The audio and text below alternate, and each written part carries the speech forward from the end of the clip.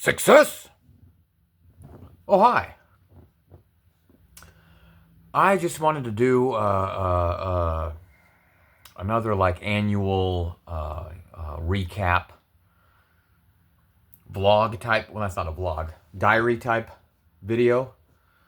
And then I realized, not much is going, has really happened in the last year aside from I still have full custody of my son, who's a teenager now, which is mind blowing. And things are going as good as one can hope with his mother. So there's that. So I figured I just wanted to make and again, this is one of those videos that's not meant for anybody. It's not. There's no reason for you to watch this. This is more like me documenting my life so that when I'm older, I can have a document. Because hopefully I won't need to be reminded.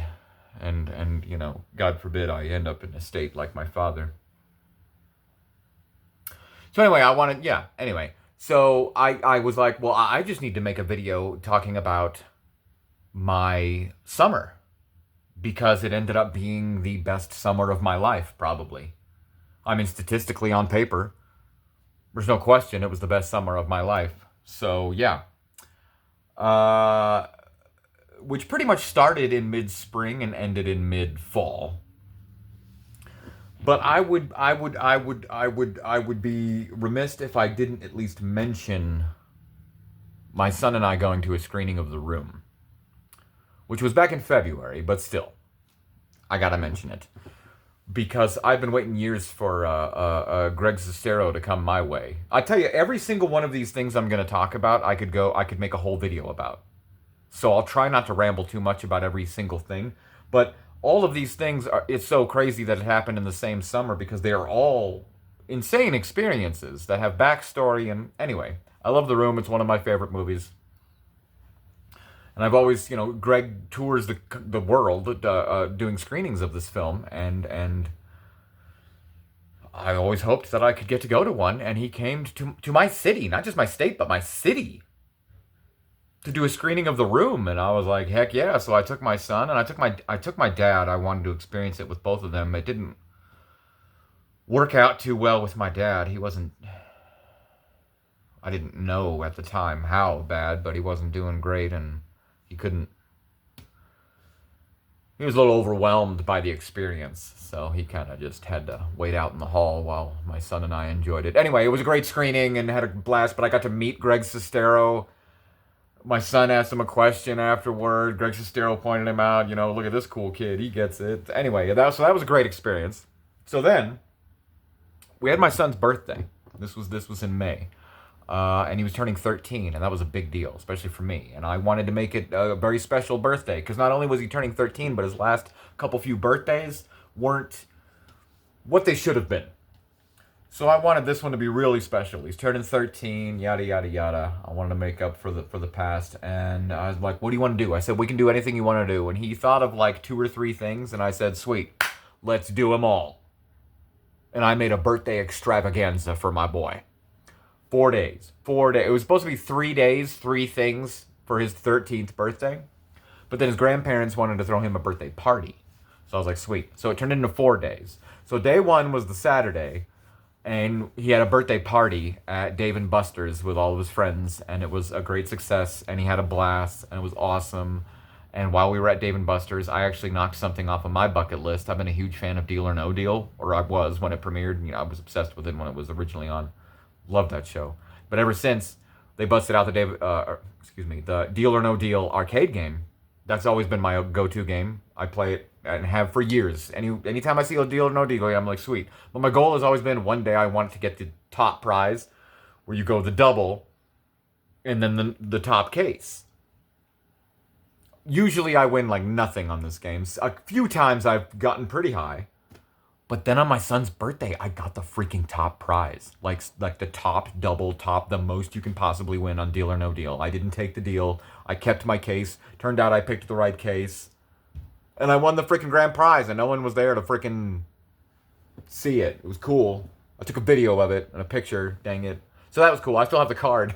There's a bunch of points on that thing. We got to use that one of these days. So there was that. He had his birthday party. That was a great success. And then the next day, the Sunday, we went to Elitch Gardens. It's an amusement park in my area. And my son wanted to face his fears as part of the end of his childhood. And ride his first roller. I mean, he's ridden a roller coaster before, but his first big time roller coaster and his first, in his words, loop-de-loop is what he was really excited for. And so we went to Elitch's.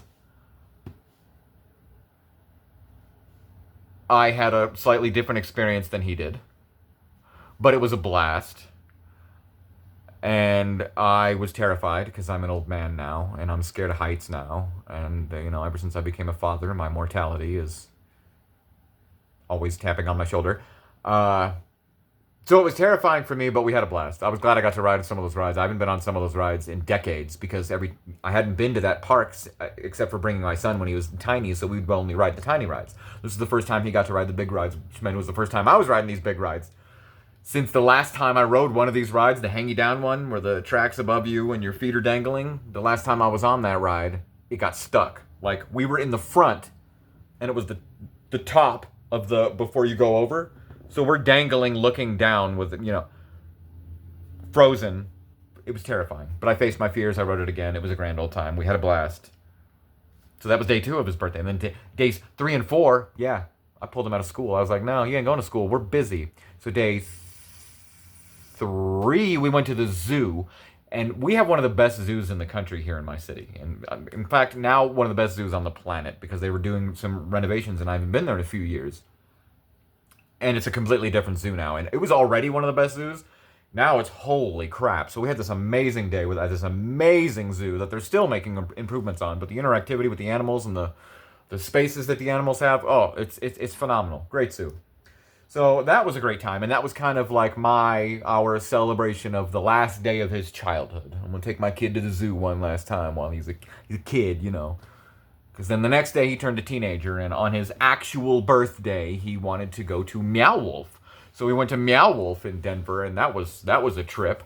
I didn't do what I did at Elitch's, because I thought maybe I shouldn't. But I regret that. But I did have, they had a good drink there and whatnot. And it was a great experience. It was a fun time. We spent hours on end there, exploring all kinds of things, discovering all kinds of things. My son did end up opening the sky. He did.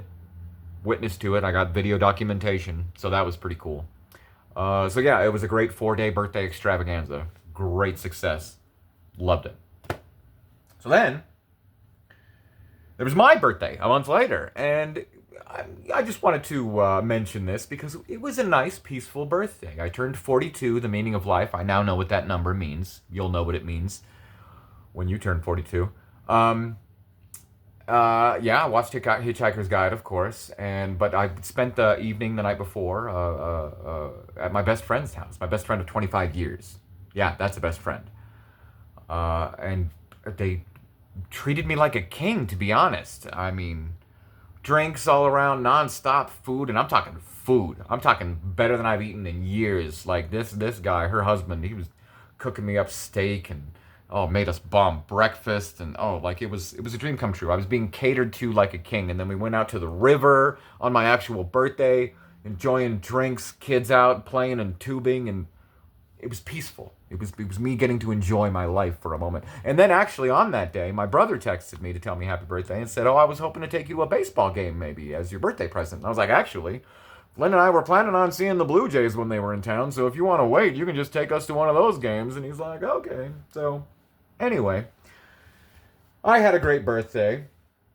And then later, I think that was in July or something. Yeah, I think it was July. We went to the Royal Gorge, which was crazy. And it was his grandparents, and they had some friends and family in town. So everybody was going. And I was like, yeah, why not? My son wanted to go. And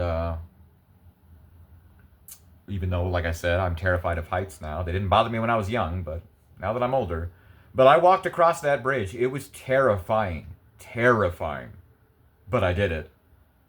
And then once I had it done, I was like, it was still terrifying, but I was like, I'm going to face and I was like looking over things and getting a little too close for comfort, but I wanted that thrill and and then I had to ride the freaking monorail cog thing, whatever it's called, the hangy thing, gondola. I had to ride the freaking gondola back. That was freaking terrifying. My gosh. But exhilarating, and I'm glad I did it. That was a blast. I'm glad I got that under my belt. Never been, even though I've lived in this state for most of my life. And then the game came in early August. My son and myself and my brother got to see the Blue Jays, who I'd seen before. You know, whenever they're in town, they only come in town every few years, but whenever they're in town, I try to check them out. And yeah, they're my team. I'm Canadian.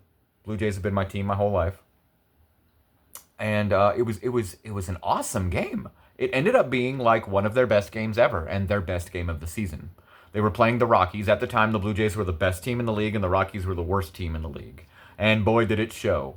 Blue Jays got like 22 runs on like 20 hits, something like that. Somewhere about like, but it was that insane. It was insane. The Rockies were using their catcher to pitch at the end. It turned into a home run derby at the end. It was. But the Rockies actually were winning at first, and then when we were losing, Bo Bichette, who my brother was just telling me about, and how he calls him Boba Fett, was at the plate. My number's 311. Long story. And we had two men on, and Bo Bichette, his number is 11. And I leaned over to my son and I was like, "Hey, number 11 could hit 3 runs right now." And then literally the next pitch, Bo Bichette hit a 3-run home run. Okay?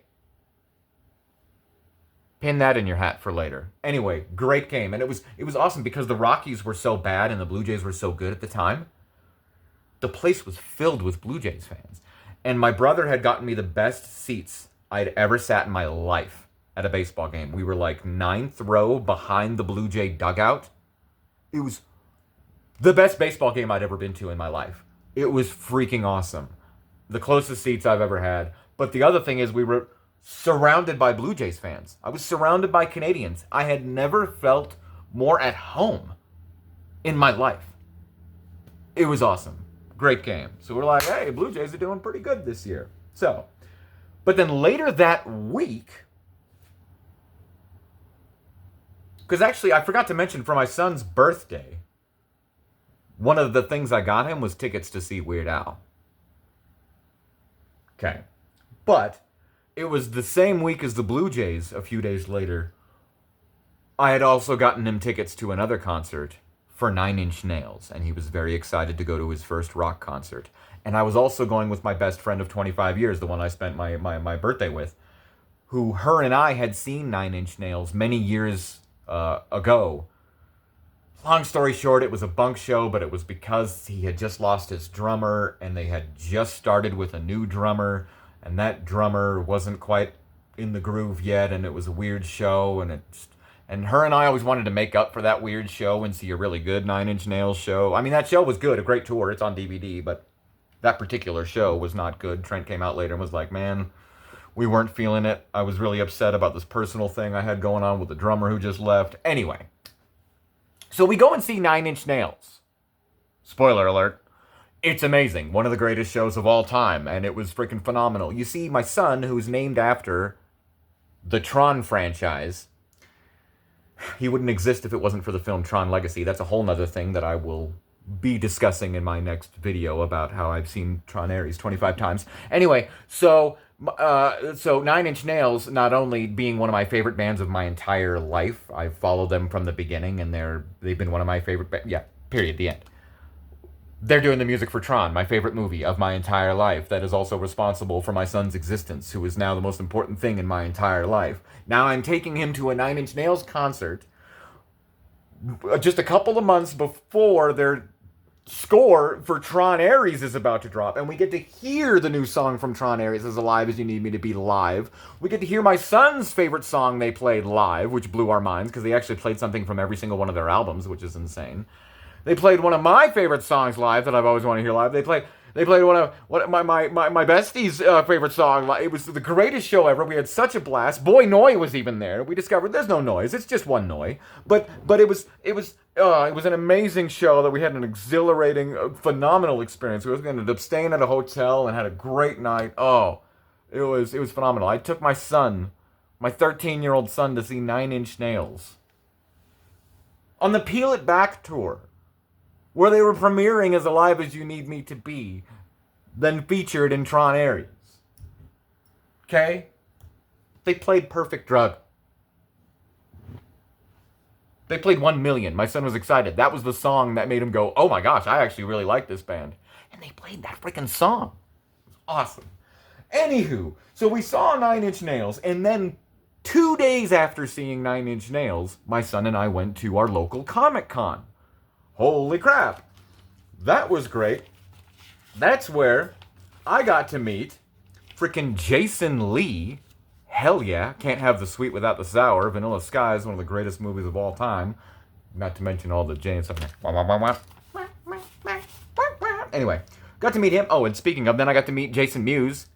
Freaking Jay himself. That was pretty cool. He was all snoogans and everything. And then we also got to meet Mina Savari. Yeah, that's right, from Spun and only one of the greatest films ever made. Well, so is Spun. But American Beauty. Like, I met American Beauty. She was cool. Rose petals did not fall from the ceiling, but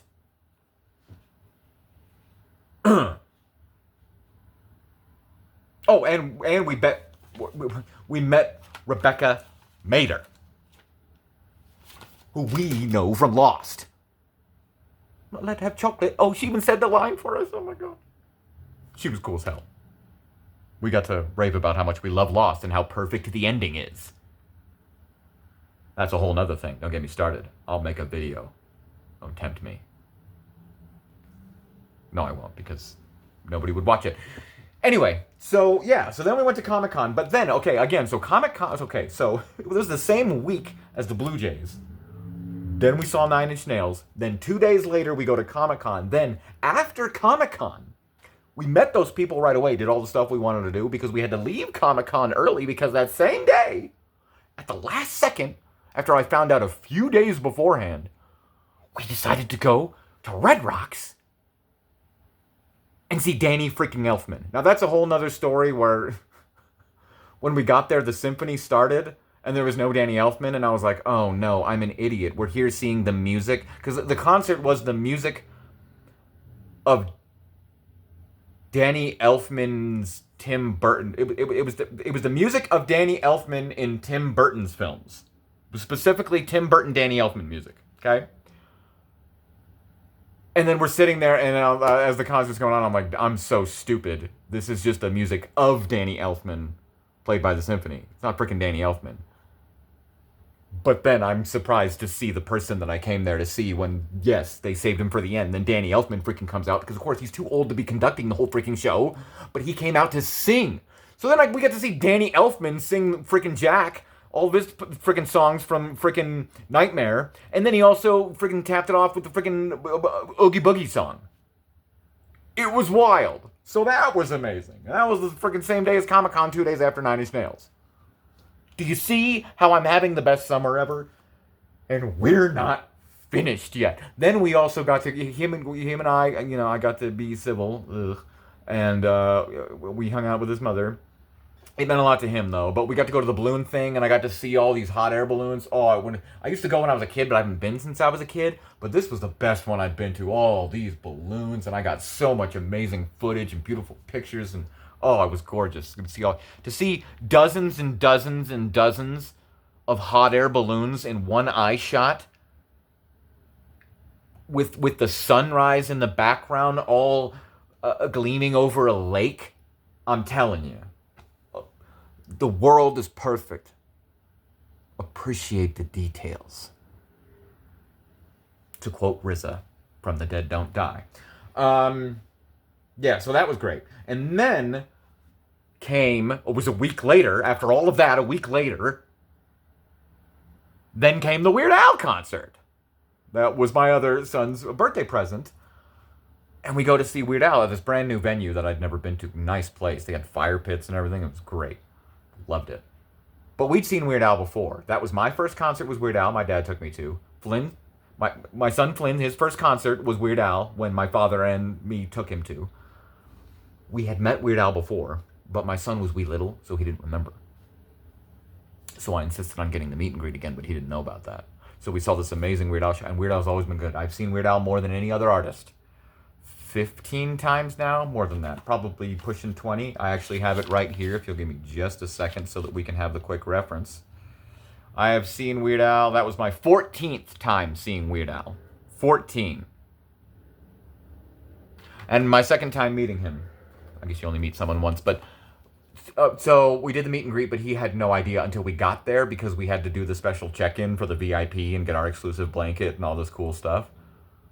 And then they were like, oh, and then meet here after the show for the meet and greet. And Flynn was like, what? It's like, yeah, this time you're going to remember. Oh, and it was so odd because Weird Al has been, for decades, he's put on, and I've seen dozens and dozens and dozens and dozens of artists.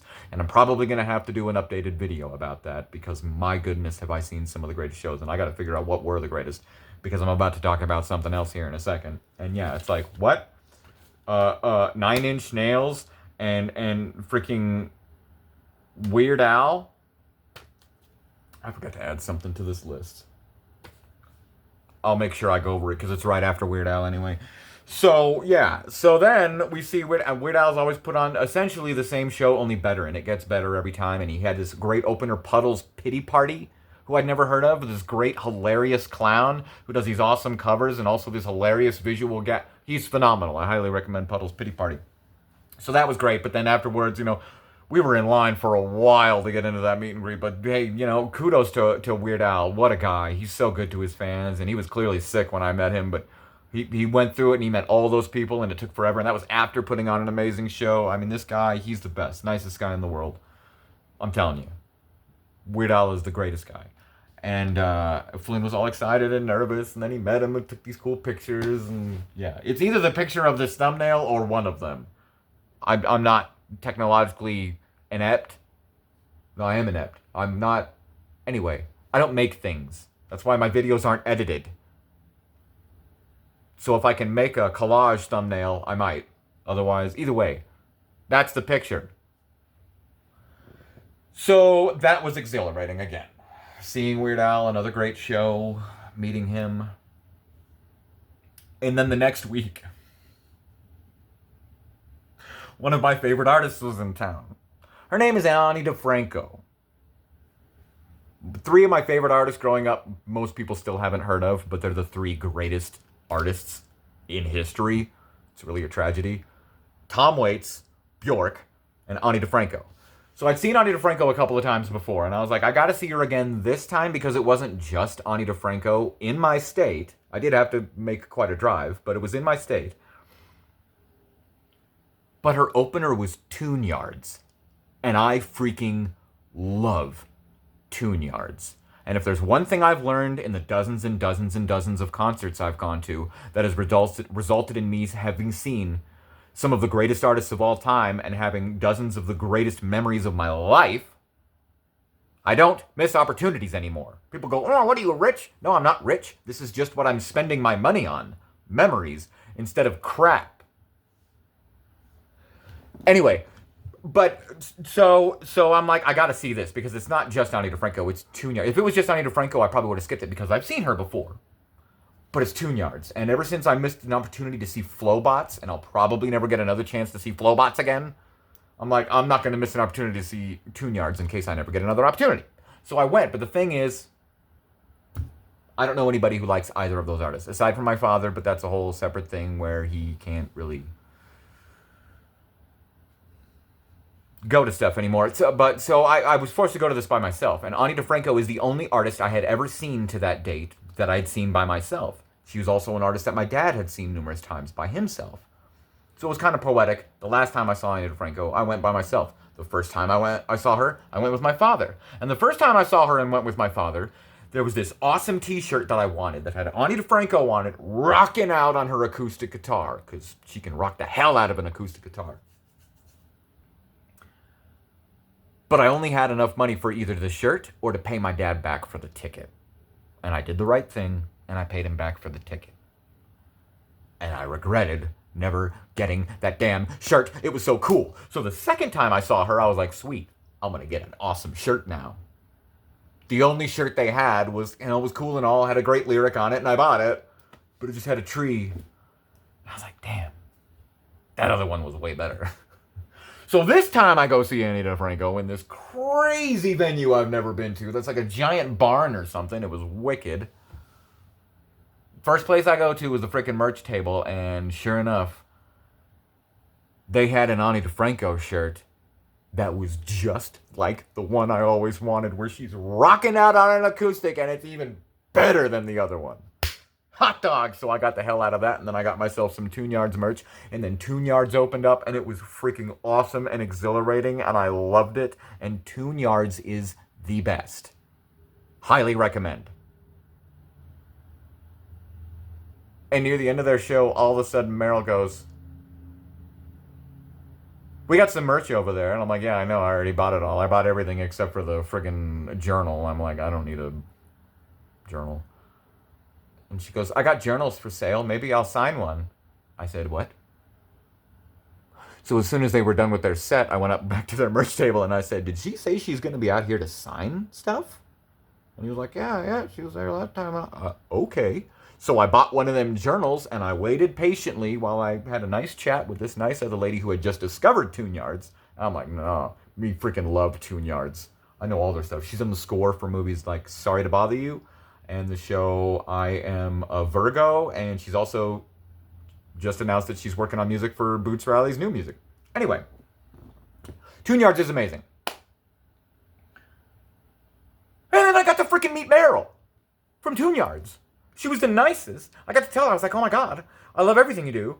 Tell Dude I said hi, and I love his mustache, and he's cool, and I'm a huge fan, and I love all your stuff you do, including your scores, and you're a freaking genius, and the only way I can describe your music is children's music for adults, or adult therapy, something along those lines. I'm sure that doesn't make sense. And she's like, no, that makes perfect sense. And then I got to take a picture with her. Like, I was literally debating going to this concert, and I ended up freaking meeting her. Like I said, carpe diem. You need to seize the damn day. Just do it. If you want to do something, just do it. If it's like, no, do it. If it's literally impossible, great. But if it's even the slightest possible, and it's something you want to do it. Because you never know. It could end up being one of the greatest experiences of your life. Then Ani DiFranco came out, put on a great freaking show, as always. I got to holler things at her. She responded to me, because that's how intimate this venue was. I was like, oh my gosh. So, like, these things that, like, I fantasize about beforehand, that would be best case scenario, came to fruition. And Tune Yards came out and played a song with Ani. It was amazing. One of the best nights of my life. And then I was in the greatest Cloud9 mood for the longest time after that. And I realized it's because I treated myself. I took myself out on a date.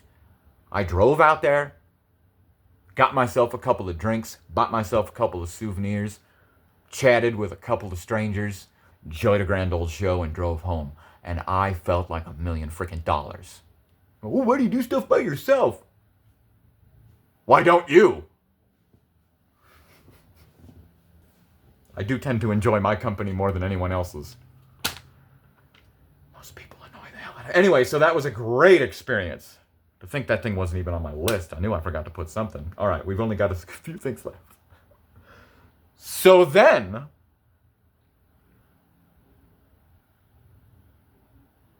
it was like a week later, because then I found out about my dad.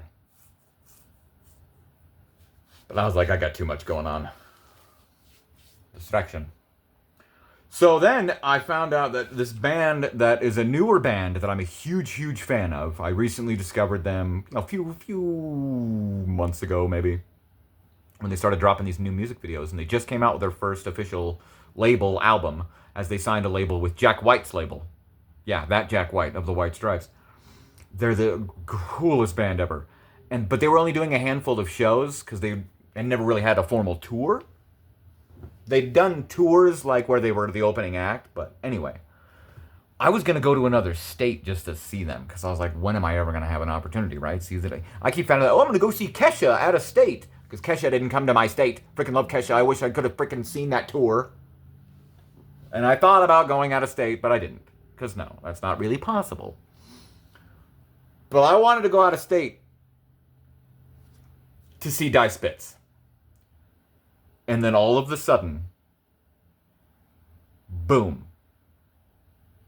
they announce a tour. Not only do they announce a tour, but that tour is coming to my state. And not only that, but it was like days later. So it was like a week after. So again, Nine Inch Nails, followed immediately by Danny Elfman, followed immediately by Weird Al, followed immediately by Ani DeFranco and Tune Yards, followed immediately by Die Spitz. I'm like, I gotta go to that show. Again, it's a show where I can't bring anybody. Nobody's heard of them. And Ani DeFranco was the only thing I'd ever seen by myself. And I was like, you know what? F it. I had such a great time that night. I'm going.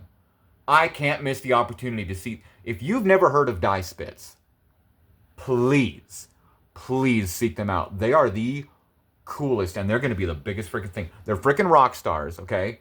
They are one heck of a rock band, but it's these 4 awesome chicks, and they all well, they don't all alternate.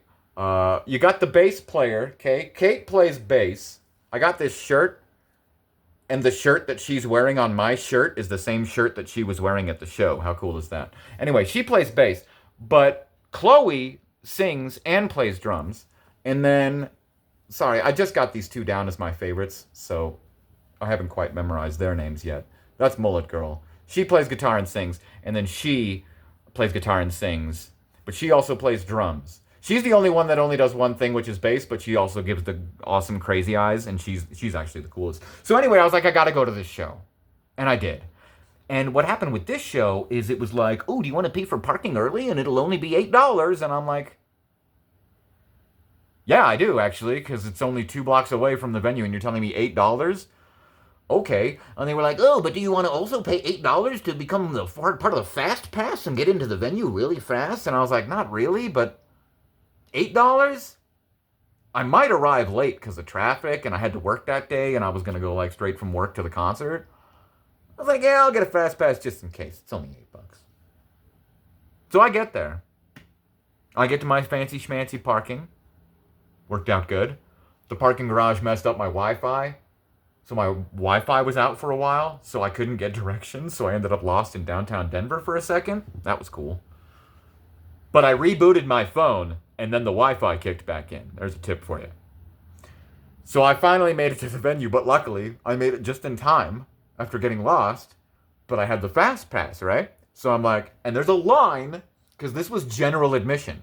This is this teeny tiny place. Again, this is their first tour. This is their first headlining tour.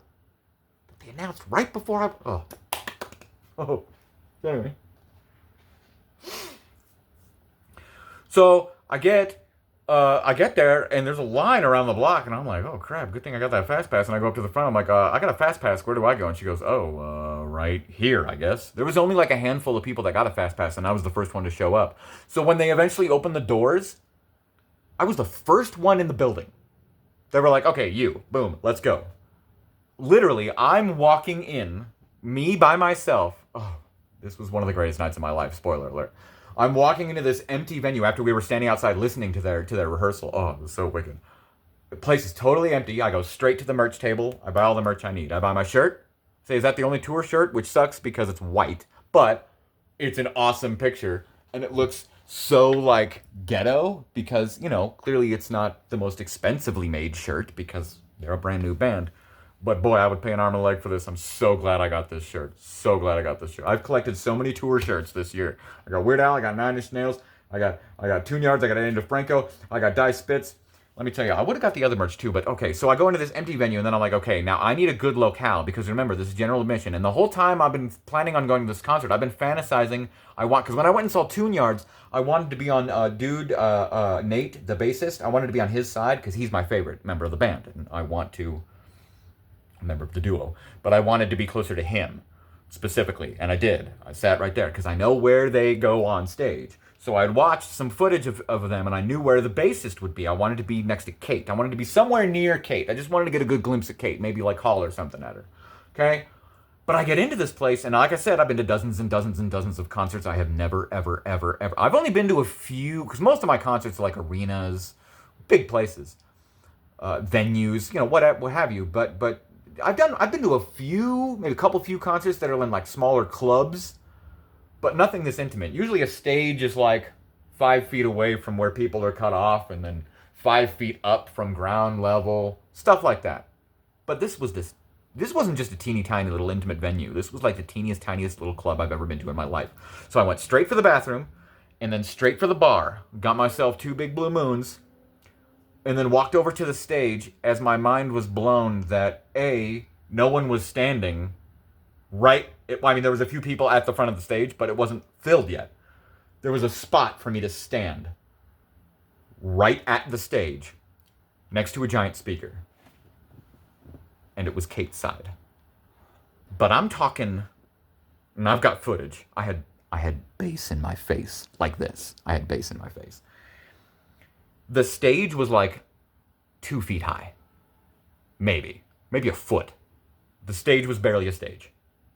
And there was no barrier. The stage was right here. My feet were touching the stage. And then, so when they came, first of all, they had an opening act called Flowers for the Dead. Flowers for the Dead. Never heard of them. Put on one of the greatest shows I've ever seen in my life. Holy crap. 2 chicks, one on guitar and singer, one on bass, and this amazing, I want to say Native American drummer. That might be wrong, but I think so. He was awesome. I got to holler things at them. Your drummer's awesome. You guys rock. I'm a huge fan of theirs. Flowers for the Dead is amazing. There was nobody at their merch table when I left. Otherwise, I would have bought a shirt and a CD, but I'm still going to go to their website. So I was like, this is, because they were right there in my face. Like, I was talking to them. When they were done with their set, getting off the stage, I was like, that rocked. And they're looking at me like, thank you. Like, it was the most intimate show I'd ever been to in my life. And I've seen a lot of good shows. Like I said, I'm going to have to make a video because this one might take the cake. Because then Die Spitz comes out and they put on the greatest freaking show. And remember, I just wanted to, get a good look at Kate. Kate was standing in front of me. I'm talking 12 inches away from me the entire show. She stood up on the speaker next to me at one point. So did the lead singer. They all at one point did crowd surfing. Frickin' Kate did it right next to me. I got to say things to Kate that she responded to. I got to tell her about her crazy eyes and how I liked her little ducky and how much she rocks out. She catered to my camera at times, putting her bass in my face. I spent the entire show with her in my face. Can you imagine? It was the greatest, and they put on one hell of a show. I'm telling you, check out Die Spitz. They're going to be the greatest thing ever, and these chicks are freaking rocking. And they are freaking rock stars and amazing musicians, extremely talented. I love them. Huge fan. Highly recommend. They remind me a lot of Korn in their early days. Korn is my number one band. I followed them from day one. When Korn was touring like their first album, that's what Die Spitz reminds me of. When I watch their interviews where they're like still really shy and coy and nervous, so they just make up BS answers to mess with reporters and giggle in the background.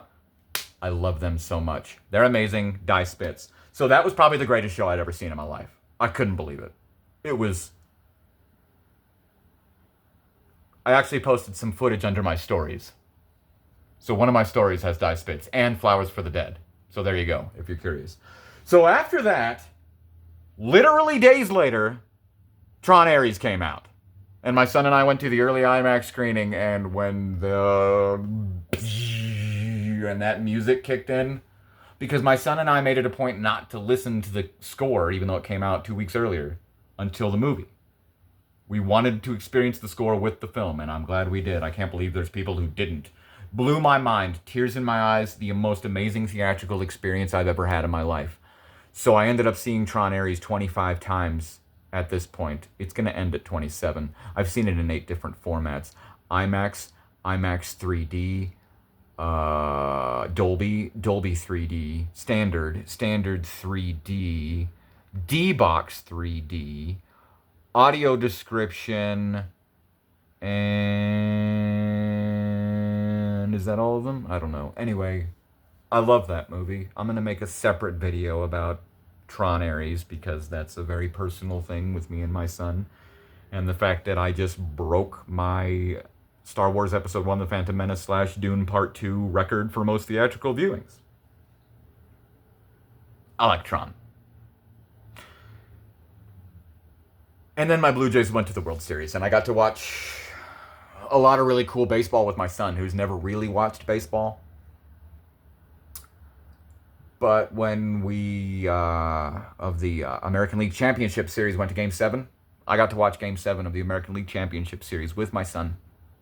And he got to experience that that George Springer home run, just like I got to experience that Joey Batista bat flip back in the day. But this time we actually made it to the World Series. Watching that Game 7 with my son was amazing, of the ALCS. And then I got to watch most of the World Series with my son. We only missed 2 games. Well, missed watching them together because game 4, I was at work, and game 6 he was trick-or-treating. But I got to watch one of the games with my dad. He was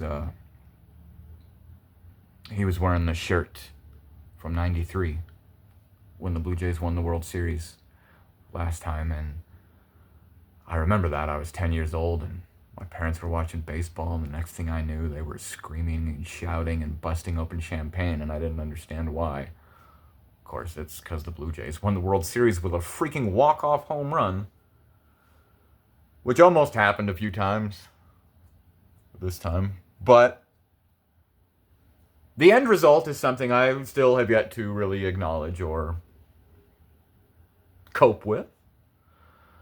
Aside from constantly telling myself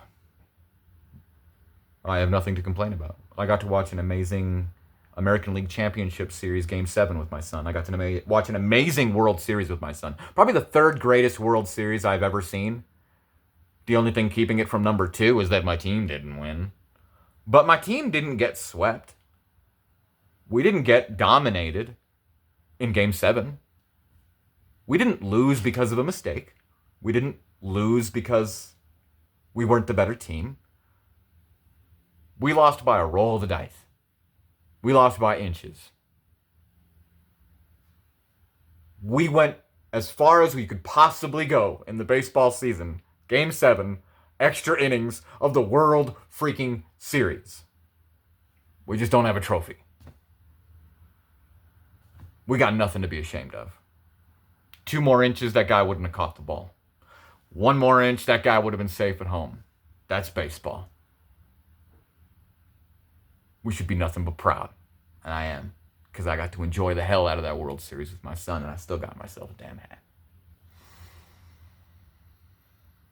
So yeah, I had one hell of a summer.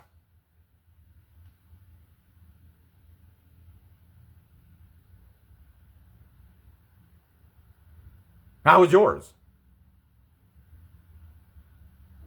Anyway, I gotta go get tickets for Pussifer now because they're coming to Red Rocks. See ya.